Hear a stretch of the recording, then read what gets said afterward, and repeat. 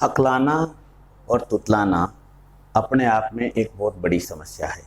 समस्या ये आती है कि इसमें बच्चे का, स्टूडेंट का जो कॉन्फिडेंस है वो एकदम गिर जाता है और राइट आंसर जो उस बच्चे को आते हैं, अगर वाइवा है या किसी से बात करनी है, आते हुए भी वो बच्चा आंसर नहीं दे पाता है और वो किसी खास शब्द में अटक जाता है।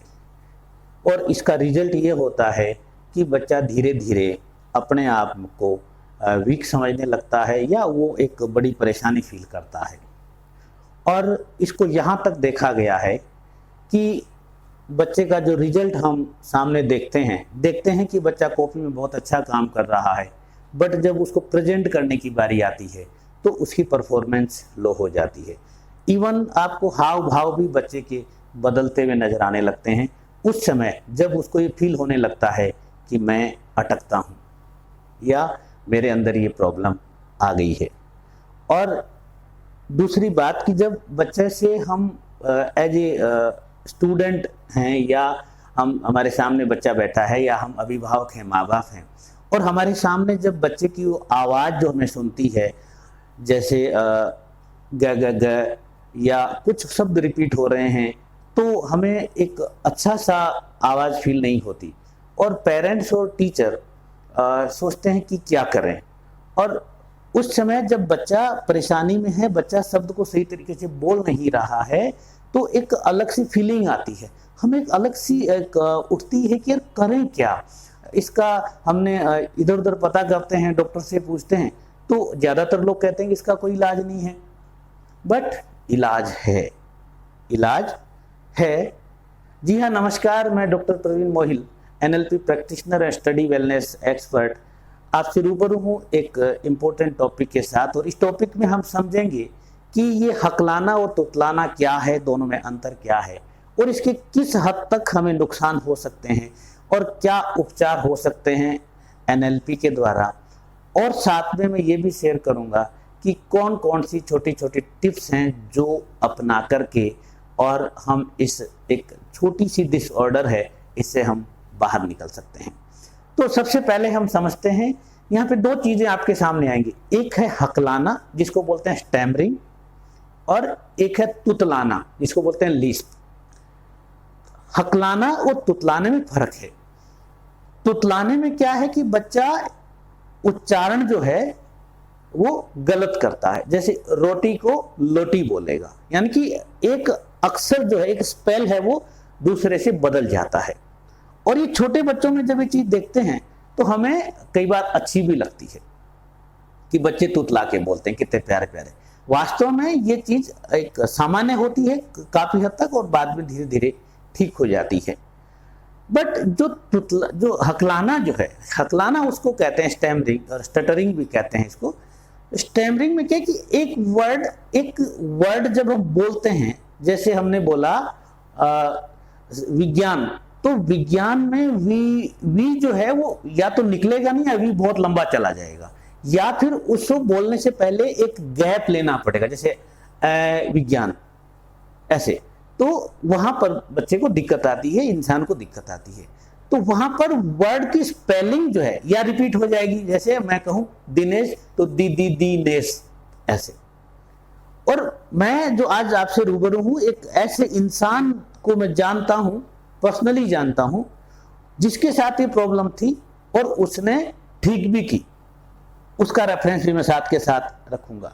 तो ये दो चीजें हो गई यहां, यानी कि शब्द का उच्चारण बदलाव आ रहा है तो वो तुतलाना है, जो अक्सर बचपन में ये चीजें देखी जाती हैं।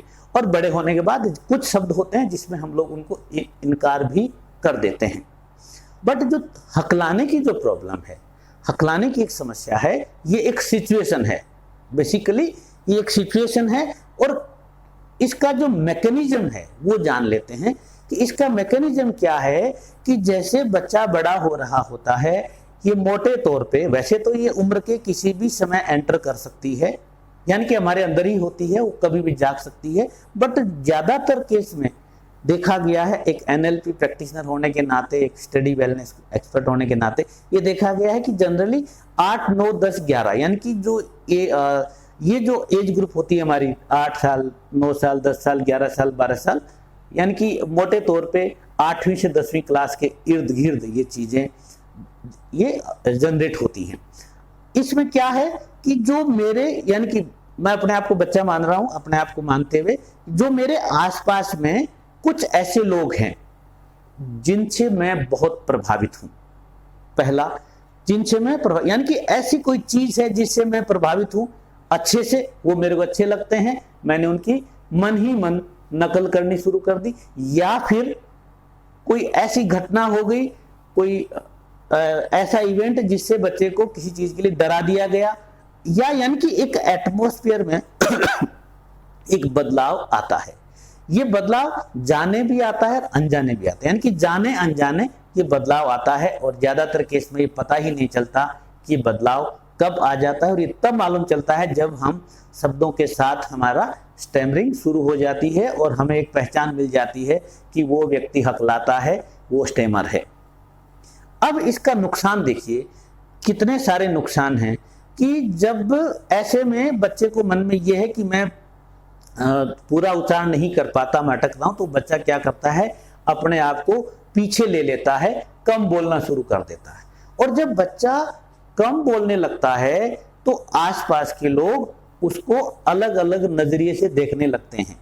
जैसे मान लो एक एग्जाम है, वाइवा एग्जाम है, उसमें अगर बच्चे ने कम आंसर दिए, बच्चा बोलना नहीं चाह रहा है, तो ये मानते हैं कि ये पढ़ के नहीं आया, राइट। तो ऐसे में वो बोलने वाली जगह से बचना शुरू हो जाता है, और बचना जैसे ही शुरू हुआ तो उसके अलग अलग अर्थ निकलने शुरू होते हैं, जो बच्चे पे ज्यादातर केस में निगेटिव प्रभाव डालते हैं। कुछ लोग हैं जो मजाक बना लेते हैं, जी हाँ, कुछ लोग मजाक बना लेते हैं, और ये मजाक बनाना बेहद गलत है, नहीं बनाना चाहिए। तो मजाक बनाते हैं और इस मजाक से उस बच्चे के मन में एक अलग सा दबाव महसूस करने लगता है, और उस दबाव महसूस करने की पहचान के रूप में कहीं बॉडी में एक सेंसेशन होगा, वो पसीना आ सकता है या फेस में कुछ बदलाव आ सकता है, ये सब चीजें होती हैं। अब सब समस्या तो ये है कि बच्चा हकला रहा है और बच्चा बहुत इंटेलिजेंट है, वो कहीं जाना चाहता है, किसी एक अच्छे फील्ड में जाना चाहता है, तो हम उसको सॉल्यूशन की तरफ, क्या नुकसान हमें पता है और हम चाहते भी हैं।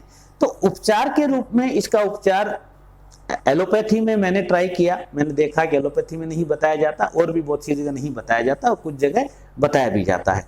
बट मैं जिस उपचार की बात कर रहा हूँ, मैं जिस सब्जेक्ट को डील करता हूँ, मैं बात करता हूँ एनएलपी, सबकॉन्शियस री इम्प्रिंटिंग के द्वारा। यानी कि ये समझो कि बातों ही बातों में जब बच्चे के उस समय जब वो बीज पड़े थे, सिंपल भाषा में समझो कि जब वहां से एनएलपी के द्वारा हटाए जाते हैं, और ये इसका पूरी तरह से इलाज हो जाता है, ऐसा देखा गया है। अब इसके बाद कुछ ऐसी बातें हैं, टिप्स हैं जो मैं शेयर करना चाहता हूं, जिससे इमीडिएटली आप बचा जा सकता है। सपोज करो बच्चे का कल या 10 दिन बाद ही एग्जाम है, उससे बच सकता है। पहला काम यह है कि बच्चे को, यानी कि आपको उन शब्दों को आइडेंटिफाई करना है, उन शब्दों को दिमाग में लिस्ट बना लेनी है कि जिन शब्दों पे हम अटकते हैं, जैसे हम अटके दिनेश पे अटके, तो हमें पता है कि डी पे हम अटक रहे हैं, तो उस वर्ड का जहां तक हो सके सब्स्टिट्यूट निकाल लें। जैसे आपको कहना है दिनेश भाई साहब, तो आप ये कह दें कि भाई साहब, और फिर नाम ले सकते हैं, तो एक ये आपका बचाव पक्ष नजर आ जाएगा। जैसे आप ट्रेवल में है, टिकट विंडो पे हैं, अगर आप टिकट वर्ड पे अटक रहे हैं, तो आप एक्सक्यूज मी पे नहीं अटक रहे हैं, तो आप पहले एक्सक्यूज मी टिकट दे दीजिए सर। ऐसा वर्ड्स का हम हेर फेर कर सकते हैं, बट ये तभी कर सकते हैं जब हमें शब्दों की पहचान हो, पकड़ हो कि इन शब्दों पे मैं अटक रहा हूं। नंबर 2, एक आप ध्यान से देखेंगे कि आपकी ये जो स्टेमर है, हकलाना जो है, ये 24 घंटे नहीं होता। ये हकलाना 24 घंटे नहीं होता। कुछ सिचुएशन है जहां पर हम हकलाते हैं, सिचुएशंस नई जगह हो सकती है, नए लोगों से मिलना हो सकता है, कोई स्ट्रेस हो सकता है। साधारण भाषा में कहें कि ऐसे काम जब हम करते हैं जो हम नहीं करना चाहते, उस जगह पे ये चीज देखी गई है। तो जो खास सिचुएशन है उसको हम अवॉइड कर सकते हैं। अवॉइड कैसे, ये ध्यान से समझिएगा, स्टूडेंट हैं, अवॉइड कैसे, आपका कल को इंटरव्यू है, अवॉइड कैसे, उसको अवॉइड नहीं करना। अवॉइड कैसे करें कि उस इंटरव्यू की पहले, एक दिन पहले हम उसकी तैयारी कर लें। अपने मानस पटल पे जाके कुछ सवाल ऐसे बनाएं जिनके उत्तर हम दें, और उन उत्तर में वो शब्द शामिल कर लें जिसमें हम अटकते हैं। इसका मतलब यह है कि उन शब्दों पे पूरा कमांड कर लें, कॉन्फिडेंस कर लें, तो उस सिचुएशन में हम उन्हीं शब्दों के पार निकल जाएंगे। ऐसे बहुत से लोग हैं जिन्होंने बड़े बड़े इंटरव्यू पास करे हैं, यूपीएससी के एग्जाम पास करे हैं, और वो स्टेमर हैं। तो ये भी समझ लें। नंबर 3 जो बहुत इंपॉर्टेंट है, कोशिश ये करें, आप ध्यान से देखेंगे कि जहां पर स्टेमर से आपको बड़ा नुकसान होता है, जैसे एग्जाम्स हैं, मेनली नए लोगों से मिलने का काम है, अगर आपका बिजनेस कुछ ऐसा एरिया है जहां लोगों से मिलने का ही काम है, आप मार्केटिंग के पर्सन हैं, फील्ड के पर्सन हैं, तो वहां ऐसे में क्या करें, अपनी एक स्क्रिप्ट लिख के रखें। एक अपनी स्क्रिप्ट, यानी कि लिखित में हो कि मुझे ये सवालों का सामना करना है, मुझे इन सवालों का। अगर आप वहां पे स्टूडेंट हैं तो हर एग्जाम के कुछ पॉसिबल सवाल होते हैं, उन सवाल को आप लिख लें और स्क्रिप्ट लिख करके उनको 1-2 बार आप उसको पढ़ लें, तो ये आपका 90% तक आपका बचाव हो जाता है। अगला नंबर 4 कि अकेलेपन से बचें। अकेलेपन से बचें। आप कहेंगे कि सर एग्जाम में तो मुझे अकेले में ही जाना है। जी हाँ, आई एग्री कि आपको अकेले में ही जाना है, बट एग्जाम से पहले, ये एक मैं मेरा पर्सनल एक्सपीरियंस भी शेयर कर रहा हूं इससे, कि एग्जाम से पहले, कि मान लो आपका किसी दूसरी जगह एग्जाम है, वहां तक आप किसी दोस्त को साथ ले जा सकते हैं, किसी दोस्त को। जैसे आपका मान लो आरपीएससी का इंटरव्यू है और आप स्टेमर हैं, तो आप आरपीएससी की बिल्डिंग तक आप किसी को साथ ले जा सकते हैं। उससे क्या होगा कि आपके अंदर एक अकेलापन का भाव नहीं आएगा, क्योंकि ये अकेलापन इसका खास दोस्त है स्टेमर का, स्टेमरिंग का। अब नंबर 5 मोस्ट इंपॉर्टेंट, ध्यान से सुनिए, कि इसका इलाज है। बेशक आपको कहा हो लोगों ने कि इसका कोई इलाज नहीं है, कुछ नहीं हो सकता, इलाज है।